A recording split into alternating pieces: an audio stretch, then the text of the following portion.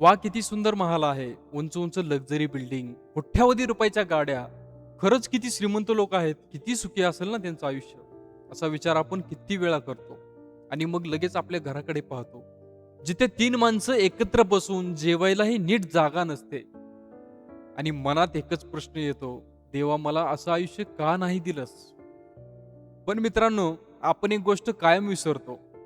रात्रीचा चंद्र आपल्याला खूप सुंदर दिसतो, पण त्या चंद्राची दुसरी बाजू नेहमी अंधारात असते. आपल्याला फक्त त्याचा प्रकाश दिसतो, त्यामागचा अंधार दिसत नाही. अगदी तसंच आपल्याला दुसऱ्याच्या आयुष्यातील बंगला दिसतो, गाडी दिसते, पैसा दिसतो, पण त्या घरातील तणाव दिसत नाही.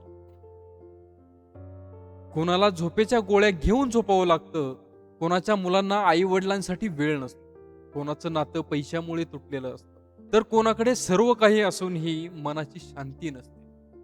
पैसा घर विकत घेऊ शकतो, पण घरातलं प्रेम विकत घेऊ शकत नाही.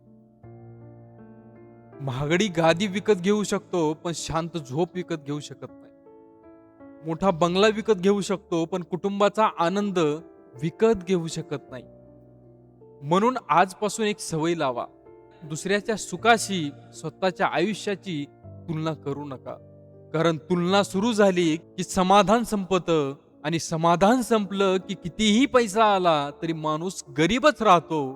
लक्षात ठेवा, सुख महालातही मिळू शकत नाही आणि समाधान झोपडीतही मिळू शकतं. फरक फक्त एवढाच, ज्याच्याकडे जे आहे त्याबद्दल देवाचे आभार मानले तर तोच खरा श्रीमंत. कारण खरं सुख पैशात नसतं, खरं सुख मनात असतं. धन्यवाद मित्रांनो.